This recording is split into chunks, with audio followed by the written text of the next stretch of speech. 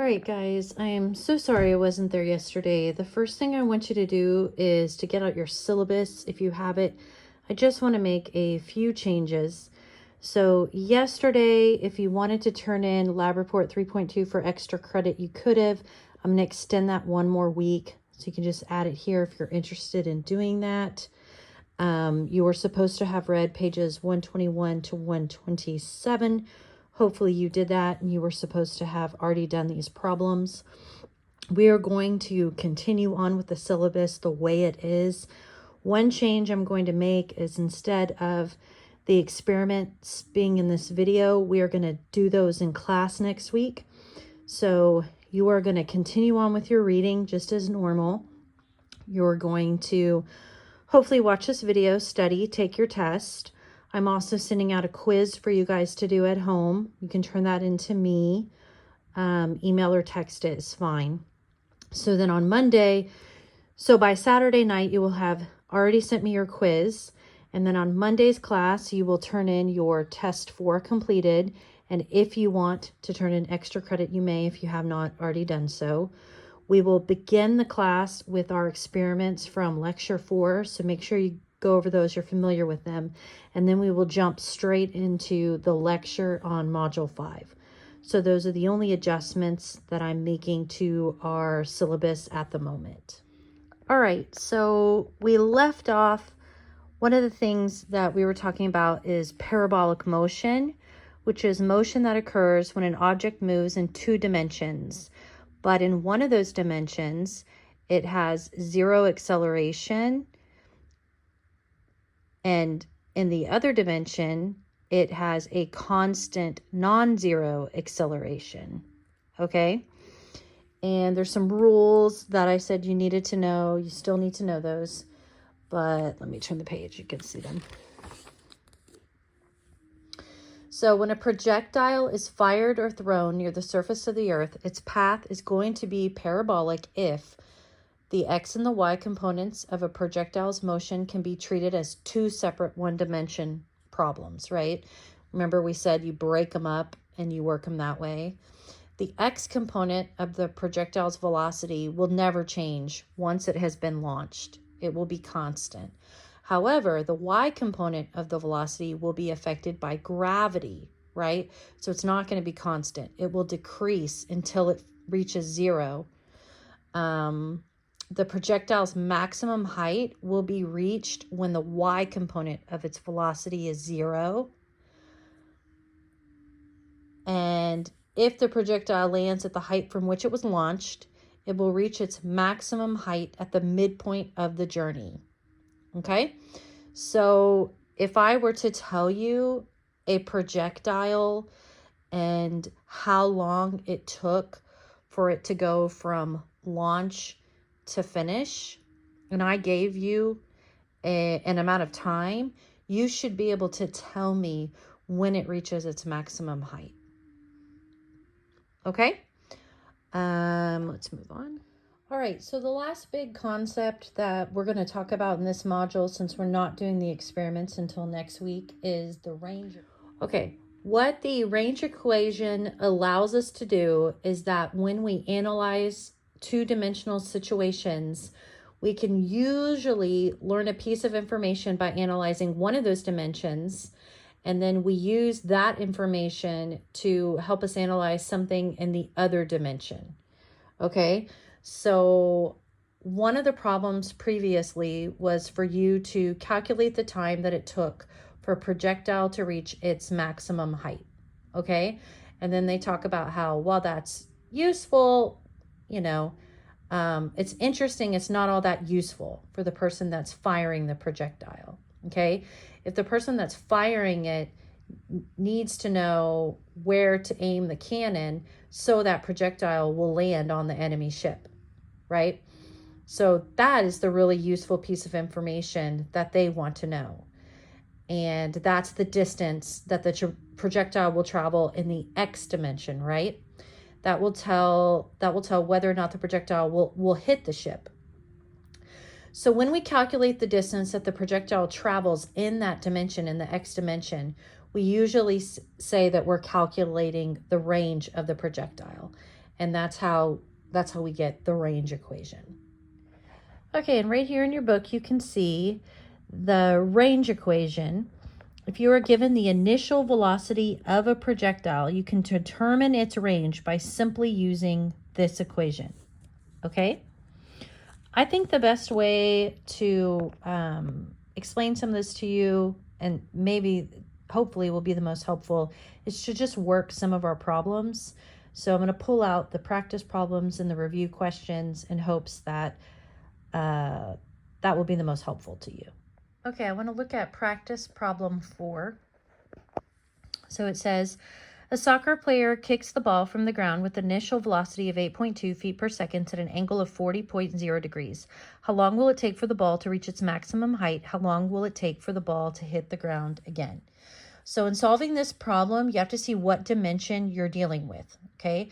Since the question asks about height, the first part of the problem, you're only interested in the y dimension. So you need to get the y component of the velocity. So right here, that's what I did here. So your initial velocity of y, you're going to take your 8.2 feet per second, and you're going to times sine of the angle, 40.0 degrees, and you're going to get 5.3 feet per second. So now that we have the initial velocity in the dimension that we're interested in, we also know the acceleration, right? Because it's in the y dimension, gravity's at work. We also know the final velocity, right? The projectile's maximum height, at a projectile's maximum height, the final velocity is 0. So with all this information, we need to get time. So v equal v naught plus at, right? We know final velocity is going to be 0. We just calculated what our initial velocity is. Plus, we know the acceleration. We're going to have to say it's downward, so it's negative, times time. So then when we rearrange, we'll get it takes 0.17 seconds, okay? 0.17 seconds. So that's the time it takes in order for the soccer ball to reach the maximum height, okay? And then it says, how long will it take the ball to hit the ground again? So basically the ball is getting kicked up, maximum height, and then it's going to come back down, right? And we know the maximum height is halfway through its journey. So when is it going to hit the ground again? You double where it was at its maximum height. So when you multiply 0.17 seconds by 2, you get 0.34 seconds. And that is the answer to the question. Okay, let's look at problem 5. Practice problem 5. What is the range of a cannon that fires its cannonballs with an initial velocity of 350.0 feet per second at an angle of 35 degrees? Okay, well, this is just a simple application of equation 4.9. We're given the initial speed. It's 350.0 feet per second, and we have the angle. And so we just plug and chug, right? So our range equals 350.0 feet per second squared times sine of 2 times our angle, 35 degrees, over 32 feet per second squared. And when we calculate that out, I got 3.6 times 10 to the third feet is going to be our range. All right, practice problem 6. A soccer player wants to kick the ball to another teammate who is 31 meters downfield. To get the maximum range, he kicks at an angle of 45 degrees. What initial speed must the ball have so that it can reach the intended target? So this, again, we use the same equation. That we just need to figure out the initial speed, so we're going to have to rearrange it. So I did it right here. Okay, so we take our range equation, and we know the distance they give us, 31 meters. We don't know the initial velocity. We know the angle, and we know gravity, right? So we plug all that in, and I got 17 meters per second. Hopefully you did too. All right, I'm going to skip a little for time's sake, and we're going to do number 8. A golfer hits his ball up to a green that is on a hill. If the ball's initial velocity is 75 feet per second at an angle of 60.0 degrees, and it hits the green 94 feet from the golfer, how high is the hill? So in this problem, we want to determine the height of the hill, so we're interested in the y dimension, right? So we can figure out the y component of the initial velocity. We also know the acceleration in the y dimension, But to determine the distance the ball travels in the y dimension, we have to figure out the time it takes for the ball to hit the ground. And so in order to do that, we have to look at the x dimension. Okay? So we're going to calculate, I already worked it out. So for the x dimension, we're going to determine the initial velocity. So it's going to be 75 feet per second times cosine of 60.0 degrees. And I got 38 feet per second. Now you can take that and plug it into this formula. So 94 feet equals what we got, 38 feet per second. That's the initial velocity times time, plus 1/2 times acceleration times time squared, but that's 0. So our time, we get 2.5 seconds. Okay, so after we have that, then we can plug it in and go back to the y dimension. So in the y dimension, our velocity is going to be 75 feet per second times sine of 60.0 degrees, and we're going to get 65 feet per second. And then we're going to plug that in to the same equation right here, just down here. And so we're going to get 65 feet per second times time, which is 2.5 seconds. We determined that there, plus 1/2 times acceleration, which is negative 32 feet per second squared, times time squared, which is 2.5 seconds squared. And when we work that out, we get 63 feet high. However, we have to round to the tens place because of significant figures and precision. So the answer needs to be 60 feet high. And hopefully after that conversation and the problem we had in class, everybody understands that. All right, so here I have the review questions for Module 4. It says, number 1, explain how you should look at two-dimensional situations so as to make them as easy as possible to analyze. Hopefully you guys know this, but you should always try to see the one-dimensional problems within the two-dimensional situations. So if you could break them up into one-dimensional problems and use that information, that's how you should look at it. Number 2, what do we know about the x and y components of a projectile's velocity when the projectile is at its maximum height? Okay, well, you should know that when at the maximum height, the y component of its velocity is going to be 0, and the x component is the same as when the projectile was launched. Okay? Number 3, a projectile lands at a height equal to the height at which it was launched after a total flight time of 4.0 seconds. How many seconds after launch does it reach its maximum height? Well, you just use the concept that a projectile will reach its maximum height halfway through its journey. So that would be 2.0 seconds. Number 4, a projectile is fired upwards with a speed of 150 meters per second. When it once again reaches the height from which it was launched, what is its speed?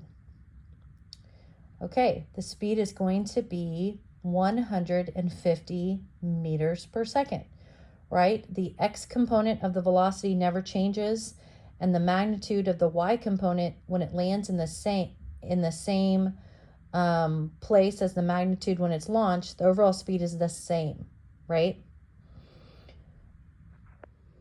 Okay, number 5. What happens to the y component of a projectile's velocity as the projectile travels through the air? When the projectile is launched, the y component of its velocity will continue to decrease until it reaches 0, right? Because it's going to be affected by gravity. And that's number 6. If a projectile is fired in empty space, no planets or stars in the area, will it still follow a parabolic path? Why or why not? No, it won't. Why?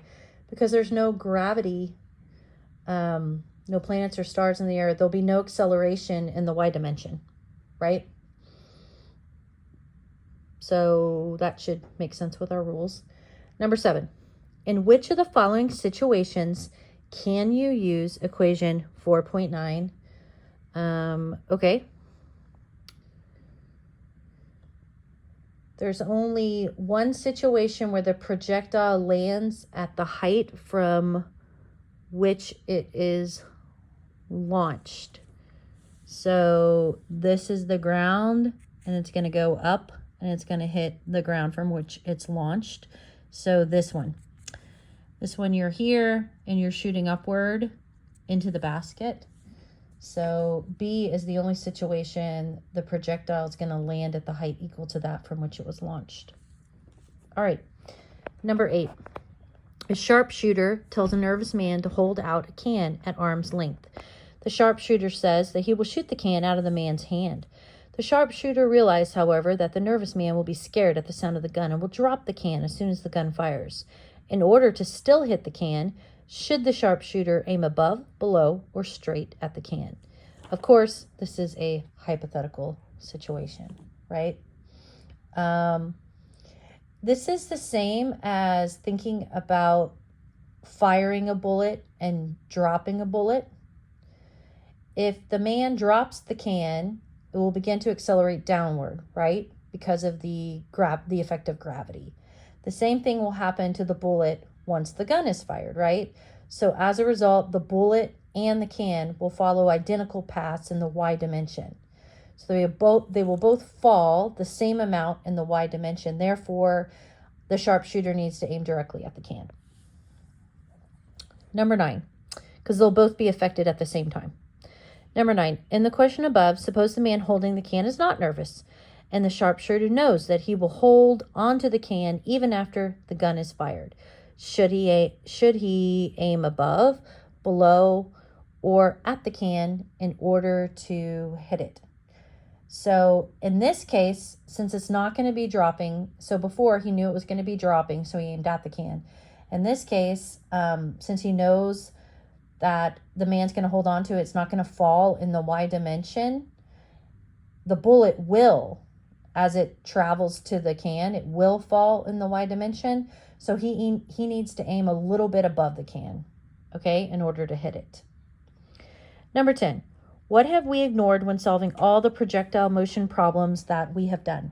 We have ignored air resistance, okay?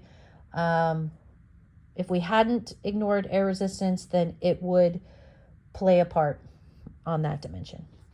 Okay, hopefully these have been a little bit helpful to think about. All right, those are all the problems I'm going to work out. Let me give you some hints for your test. Just know about projectiles and when they're launched at certain speeds, what happens when they come back to the same height at which it was launched. Understand that maximum height is halfway through the journey of a projectile, okay? Understand what's going on in X and Y dimensions of parabolic motion, and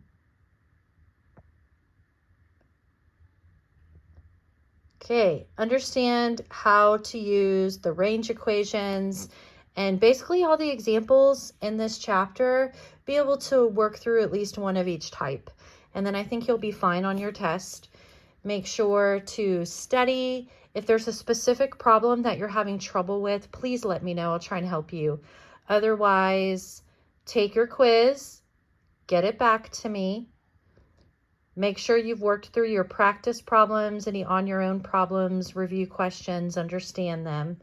Study a little bit, take your test, do your reading for next week, and come into class being ready to do the experiments from Module 4. All right, you guys take care.